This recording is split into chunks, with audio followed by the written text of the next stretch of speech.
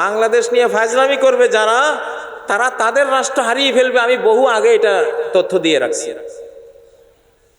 এই দেশকে যারা আক্রমণ করবে তাদের দেশ বাংলাদেশিরা এবং মুসলিম উম্মাহ মিলে দখল করে ফেলবে। আমি রেজাল্ট ঘোষণা করে রাখছি, এটা আদালতে বলেছিলাম, আদালতে দাঁড়িয়ে 30 মিনিটের একটা বক্তৃতা এই তথ্য দিয়ে রাখছি আমি।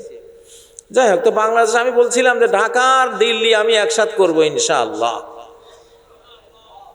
তো ঢাকা তো পাইছি, এখন দিল্লি বাকি। যদি ফাইজলামি করে তাহলে দিল্লিও মালিক, দিল্লির মালিক তো আল্লাহ, ওনার থেকে নেব।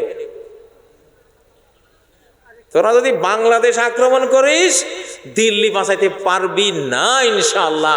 দিল্লির মালিক থেকে দিল্লি অলরেডি নেওয়ার দরখাস্ত দেওয়া হয়ে গেছে।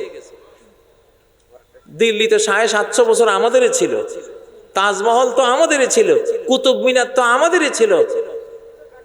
মুসলিমরা 700-750 বছর এই গোটা ভারত শাসন করেছে, ঠিক না? ইংরেজরা ভারত কি হিন্দুদের থেকে নিয়েছিল না মুসলমান থেকে নিয়েছিল? মুসলমান থেকে নিয়েছিল।